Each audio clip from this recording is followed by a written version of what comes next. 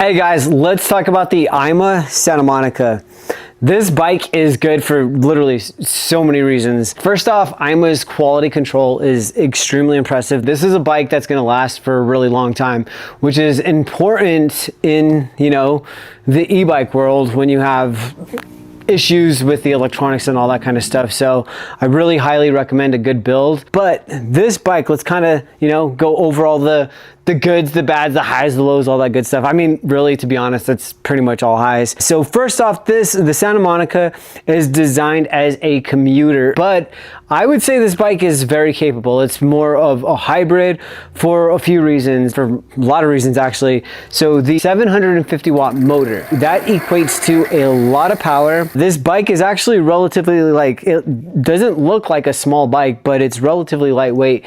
With the battery installed, it weighs in at 64 pounds. One of the great things I love too are the tires. So they're 27.5 by 2.6s, and that is, in my opinion, such a good size because it's not a fat tire, but it's not a thin tire by no means either. So it's wide enough to be kind of versatile. It's going to be smooth rolling, on the asphalt, the trails and such, but then when you get off-road, you get into some sand, you get into some different sticky situations, it's still going to be able to get through there. Maybe not perfectly, maybe not like a mountain bike or a fat tire, but it's still going to be able to do the job. You do have a front suspension, 75 millimeters of travel. So you have the preload, you can lock that out, get a rigid fork. I do like that this is a full stock build.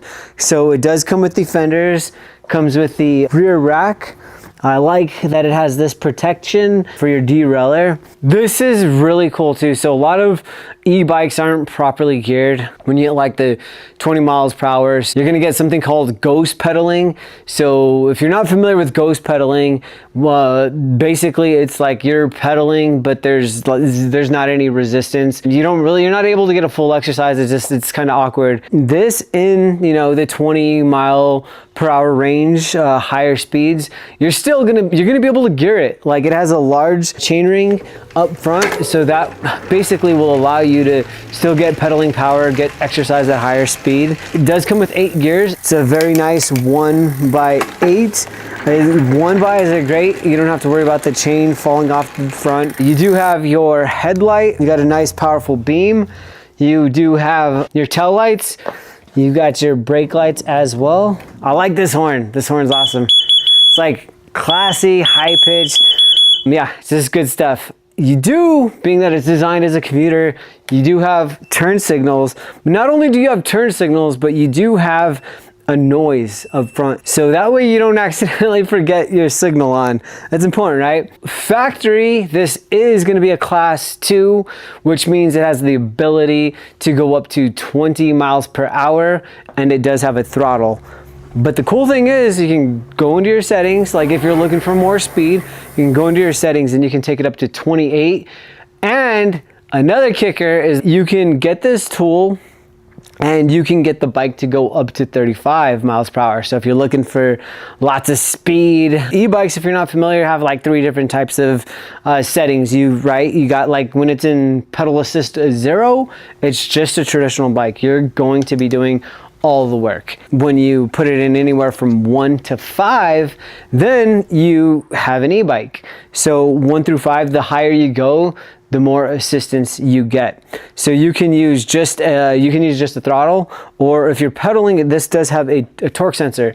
Torque sensor is awesome. So basically it's going to, kind of notice how much force you're putting into it, and it's going to match that respectively. So it's not just going to kind of take off awkwardly if the pedals are moving. It's going to really feel you and kind of match the type of exertion you're putting in. If you're not pedaling, let's say you're done, you're toast, you're going up a hill, you don't want to pedal, you can just boom, you're at a stoplight, you don't want to pedal, you just want to get across the street immediately. Just smash that throttle and you're off. The range too, so off of one charge, the bike can get up to 60 miles of distance. Let's say you want to charge the bike in the garage, perfect, boom, you just open it up, plug it in, you're good to go. But let's say that you want to go into the office, you want to take the battery out, boom, shakalaka. It just takes a moment and There you go. There's your battery. Back to like, you know, the quality control, really good craftsmanship. When you open this up, I've seen like latches, safety latches, so the battery just doesn't like fall out of the bike. I've seen plastic latches, and I work in a bike shop, so I've seen a lot of issues with those latches. I like the construction on this. It's metal. Like, this is gonna last. It's really well built. More good stuff. It gets better. So you have a Bafang display up here. You also have a Bafang motor. If you're not familiar, they're really reputable in the e-bike industry. They make really good components, really good stuff. So that's awesome. It'll be easy to find parts if 10 years later down the line you need some, you know, some electronics, a motor, whatever have you be. Another cool thing, there's actually a port down here you can open up, and let's say your phone dies, you have like a nice bag back here, you can get the cable out, boom, slap it inside your display. Now you have a charging device. This is going to be like a really comfortable bike too. I mean, you can get aggressive if you want, but it does have adjustable stem, so you can really, you know, like if you find yourself kind of extended, you could just bring those handlebars in closer, which is really nice. This is going to be like a really comfortable, nice bar. I actually really like this bar. It does come with hydraulic disc brakes. The cool thing is there's a switch in here. So if you're like, basically it's a kill switch. So if for whatever reason you accidentally get electric assistance accidentally, you hit that brake and it's going to shut the electronics off while they're on. As soon as you let go, boom, you got the power once again. I do love the aesthetic of this bike. I mean, it doesn't look like an e-bike. You can't see a battery anywhere, being that it sits in the frame, so that's beautiful. But then the way they added the tan wall tires. Another good thing is the Chaoyang tires are really good quality. These are some durable tires. We've had good experiences in the bike shop with these tires, but I like the leather seat, the kind of leather grips, the brown, it all just really matches and complements well. I don't think I mentioned, you can lock out the fork, but you do have a preload, so you can really kind of adjust how, you know, the type of comfort.